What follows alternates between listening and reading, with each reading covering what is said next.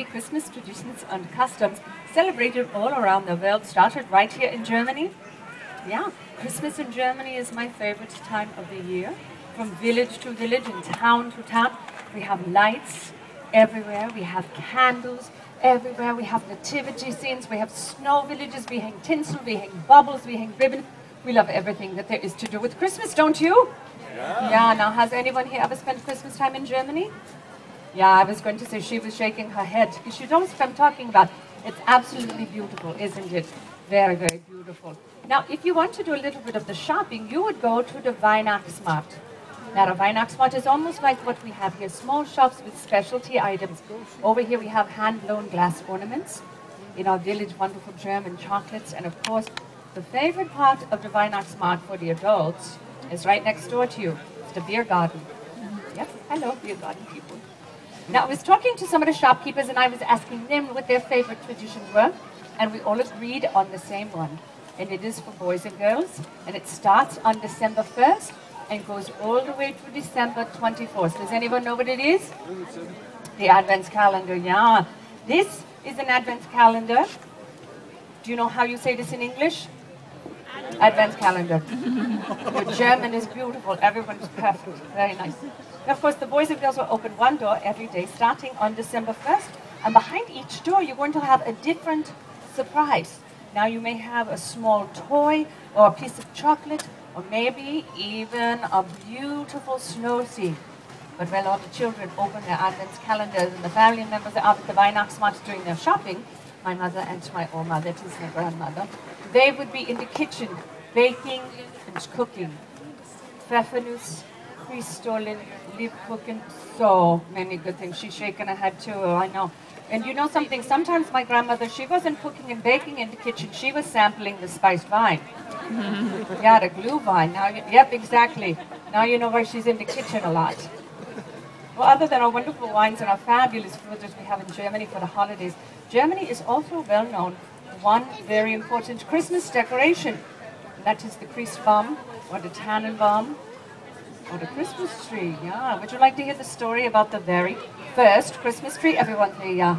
Yeah. Well, this is one of my favorite stories. It's a beautiful story. And it takes place a few hundred years ago, where there lived a man by the name of Martin Luther. Now, Martin Luther was a well-known minister in Germany, and one night he was out in the winter woods, and he was walking, and he was thinking, and he was praying about what he was going to do for the Christmas Eve sermon. And suddenly he came upon this beautiful fir tree, and it was covered in snow. And the lights from the stars above shone down upon it so beautifully that it reminded him of the night that the Christ child was born. Well, he was so overcome by the beauty of this tree. Do you know what he did next? Yeah, he cut it down. He cut it down. And he took it home to his family. Now, remember, this had never happened before. No one had brought a tree into the house before this. So I'm sure his children were sitting at home, you know, and hanging out, right? And in walks the father dragging this huge tree behind him. They probably thought he was crazy, right? And I'm sure his wife was thinking, hey, who's going to clean that up? Not me. Well, they did find a way to stand up the tree. And on the end of some of the branches, they would put a candle. When they lit the candles on the end of the branches, the tree looked just like the tree from in the forest. And that was the very first Tannenbaum. Now, as you can see from the tree that we have here, these days we put many things on a tree. We have glass bubbles and toys and all kinds of things. But a long time ago, they did not have all of those.